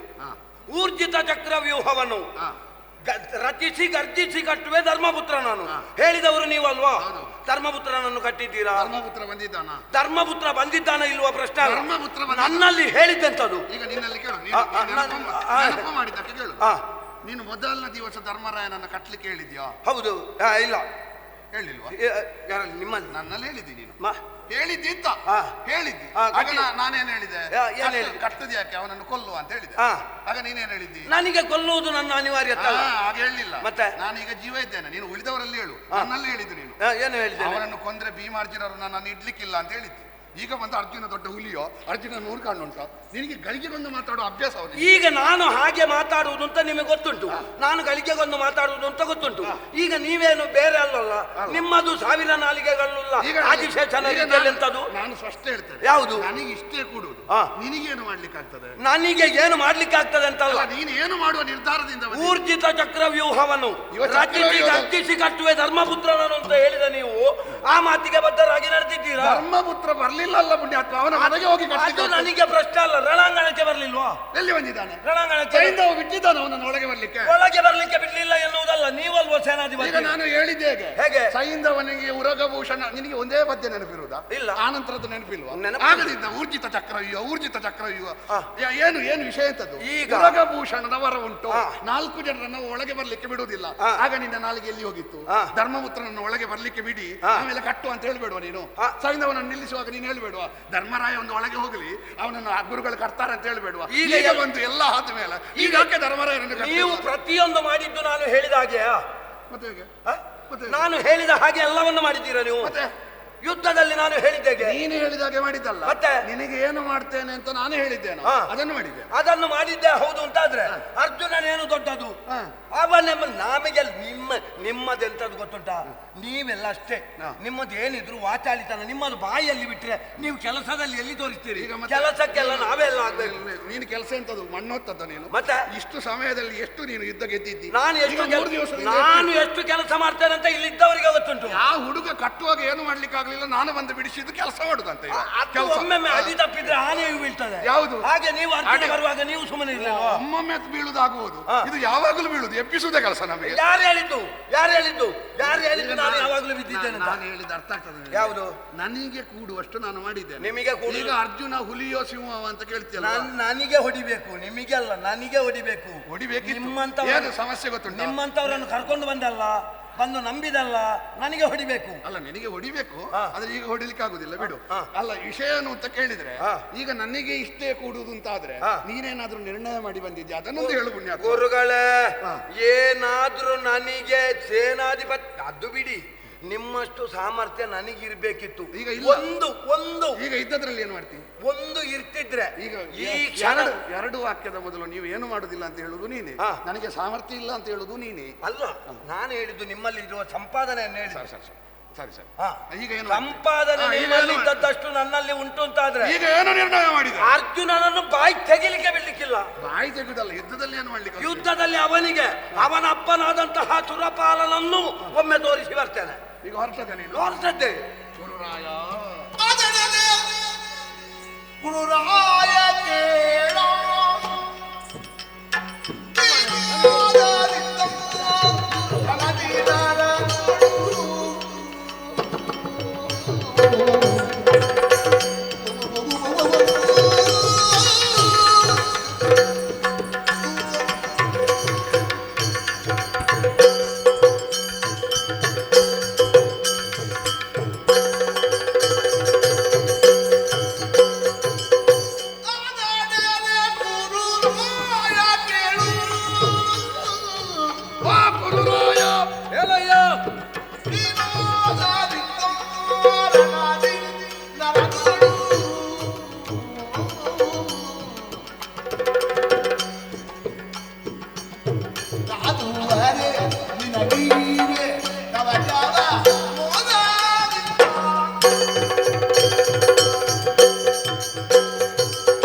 ನನಗೆ ಕೂಡುವುದಿಲ್ಲ ಅಂತ ಒಂದು ಮಾತು ಹೇಳಿ ನಿಮ್ಮ ಜಾಗದಲ್ಲಿ ನಿಂತು ನಾನು ಮಾಡ್ತೇನೆ. ನಾಳೆ ಏನಾಗ್ತದೆ ಅದು ಪ್ರಶ್ನೆ ಬೇರೆ. ಅಲ್ಲ, ಪ್ರಶ್ನೆ ನೀವು ಇಲ್ಲಿ ಜನ ಇಲ್ಲದೆ ನಿಮ್ಮನ್ನು ಕರೆದದ್ದು ಅಂತ ಭಾವಿಸೋದು ಬೇಡ. ಮಗು, ಈಗ ನಾವು ಯಾವುದಕ್ಕೆ ಹೊರಟದ್ದು? ನಾವು ಯುದ್ಧಕ್ಕೆ ಅಂದ್ರೆ ಏನು ನಿರ್ಣಯ ಮಾಡಿದ್ವಿ ಇವತ್ತು ಏನು ನಿರ್ಣಯ ಮಾಡಿ? ಸೈಂಧವ ವಧೆ ಆಗಬಾರ್ದು ಅಂತ ಹೊರಟದ್ದು. ಹೌದು. ಅದರ ಬದಲಿಗೆ ದುರ್ಯೋಧನ ವಧೆ ಆದ್ರೆ ಯಾರು ಹೇಳಿದ ಆಗ್ತದೆ ಅಂತ? ಹಾಗೆ ನೀನು ಮುಂದುವರಿಯುವಾಗ ಎಚ್ಚರ ವಹಿಸಿ ಸಿದ್ಧತೆ ಮಾಡದೆ ಹೋದ್ರೆ ಅದೇ ಆಗುವುದು. ಅಲ್ಲ, ದುರ್ಯೋಧನ ವಧೆ ಆದ್ರೂ ತೊಂದರೆ ಇಲ್ಲ, ಸೈಂಧವ ಉಳಿಬೇಕು ಇವತ್ತಿನ ದಿವಸದಲ್ಲಿ. ನನಗೆ ಅಷ್ಟು ಸ್ವಾಭಿಮಾನ ಉಂಟು, ನಿಮಗಿಲ್ಲಲ್ಲ. ನೀನು ಆಗಾಗ ಅರ್ಜುನನ ಮೇಲೆ ನನಗೆ ಪ್ರೀತಿ ಅಂತ ಹೇಳಬೇಡ. ಹೌದಾದ ನನಗೆ ನಿನ್ನ ಮೇಲೆಯೂ ಉಂಟು. ಎಂತದ್ದು? ನಿನ್ನ ಮೇಲೆಯೂ ಉಂಟು.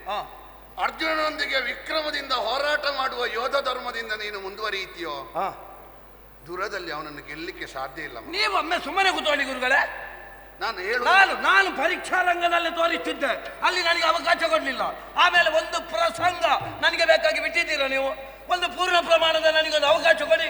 ಅರ್ಜುನನೊಂದು ಸುದ್ದಿ ಇಲ್ಲ ನಾಳೆ, ಗೊತ್ತುಂಟಾ? ನಾವೆಲ್ಲ ಅವಕಾಶ ವಂಚಿತರು ಗುರುಗಳೇ. ನಮ್ಮಲ್ಲಿ ಪ್ರತಿಭೆ ಉಂಟು, ಅವಕಾಶ ಇಲ್ಲ. ಇಲ್ಲಿವಾ ಮತ್ತೆ ಮೂರು ನಿನ್ನ ಕರ್ಮಕ್ಕೆ ಕೊಟ್ಟದ್ದು ಎಲ್ಲಿ? ಎಷ್ಟು ಸಲ ಭೀಮನಲ್ಲಿ ಸೋತಿದ್ದಿ, ಎಷ್ಟು ಸಲ ಅರ್ಜುನನಲ್ಲಿ ಸೋತಿದ್ದಿ. ನಿನ್ನ ಮುಖ ನೋಡಿ ಸಾಕಾಗಿದೆ, ನೀನೇ ಬರುದು. ಆದ್ರೆ ದ್ವಂದ್ವ ಯುದ್ಧಕ್ಕೆ ಬಂದಿದ್ದಾನಾ? ಅಲ್ಲ, ಇದು ಈಗ ನೀನು ಯುದ್ಧಕ್ಕೆ ಹೋಗುತ್ತೀಯಲ್ವಾ, ನಿನ್ನ ಬಲದಿಂದ ಗೆಲ್ಲಲಿಕ್ಕೆ ಸಾಧ್ಯ ಇಲ್ಲ. ಮತ್ತೆ ಹಾಗೆಂದು ನೀನು ಸೋಲ ಕೂಡದು ಅಂತ ಉಂಟು. ಸೋಲಕೂಡದು ಅಂತ ನನಗುಂಟು. ನಿಮಗೆ ಒಳಗಿಂದ ನನ್ನಲ್ಲಿ ಪ್ರೀತಿ ಉಂಟು. ಅದನ್ನು ಎಷ್ಟು ಸಲ ಹೇಳಿದೆ, ನೀನ್ ನಂಬುದಿಲ್ಲಲ್ಲ. ಅದಕ್ಕೆ ಏನು ಮಾಡ್ತೇನೆ ಅಂತ ಕೇಳಿದ್ರೆ ಏನು ಈಗ ಗುರುಗಳೇ, ಇದೆಂತದು? ಕವಚ. ಇದು ಯಾರ್ದು? ಇದು ಯಾರ್ದು? ಯಾರ್ಯಾರ್ದು ನೀನು ಕೇಳಿದಾಗೆ ಯಾರ್ಯಾರ್ದು ಅಲ್ಲ, ಅದಕ್ಕೊಂದು ಅನುಗ್ರಹ ಉಂಟು, ಯೋಗ್ಯತೆ ಉಂಟು. ಕವಚ ಕಟ್ಟುವುದರಲ್ಲಿ ಕೌರವನ ಗುರುವಾದಂತಹ ದ್ರೋಣರಷ್ಟು ಗಟ್ಟಿಗ ಮತ್ತೊಬ್ಬ ಇಲ್ಲ. ಅವ ಕೌರವನಿಗೆ ಕಟ್ಟಿದ ಕವಚ. ಈ ಕವಚ ಇಲ್ಲಿಯದ್ದಲ್ಲ, ದೇವಲೋಕದ. ವೃತ್ರಾಸುರ ವಧೆಗೆ ಹೊರಟಂತ ಇಂದ್ರನಿಗೆ ಪರಶಿವನಿಂದ ಅನುಗ್ರಹೀತವಾದದ್ದು. ಅವ ಬೃಹಸ್ಪತಿಗೆ ಕೊಟ್ಟ. ಬೃಹಸ್ಪತಿಯಿಂದ ನನ್ನಪ್ಪನಾದ ಭರದ್ವಾಜನಿಗೆ, ಭರದ್ವಾಜನಿಂದ ನನಗೆ ಸಿಕ್ಕಿತು. ಇದು ಇದ್ದಷ್ಟು ಸಮಯ ಅರ್ಜುನನ ಬಾಣ ನಿನ್ನ ದೇಹವನ್ನು ಸೋಕುವುದಕ್ಕಿಲ್ಲ. ಈ ಕವಚ ಗಟ್ಟಿ ರಕ್ಷಣೆ ಕೊಡ್ತದೆ. ಗುರುಗಳೇ, ನೀವು ಕಟ್ಟಿದ್ದು ಕವಚ ನನಗೆಲ್ಲ, ಮತ್ತೆ ಇದು ಚಂದ್ರವಂಶಕ್ಕೆ ಕಟ್ಟಿದ ಕವಚ. ಒಂದು ಯೋಚನೆ ಮಾಡು, ಇಷ್ಟು ಕೊಟ್ಟರು ನೀನು ಗೆಲ್ಲದೇ ಇದ್ರೆ ನಾನು ಜನ ಅಲ್ಲ. ಇನ್ನು ಬಂದು ನನ್ನನ್ನು ದೂರಬೇಡ ನೀನು. ನಿನಗೆ ಪ್ರಾಪ್ತಿ ಇಲ್ಲ ಅಂತ ಅರ್ಥ. ನೀನು ಆಗಾಗ ಬಂದು ತಲೆ ತಿಂದ್ರೆ ಎಚ್ಚರ. ಇನ್ನು ಆಯ್ತು, ಕವಚ ಕಟ್ಟಿಕೊಂಡು ಇವತ್ತು ಏನಾದ್ರೂ ತೊಂದರೆ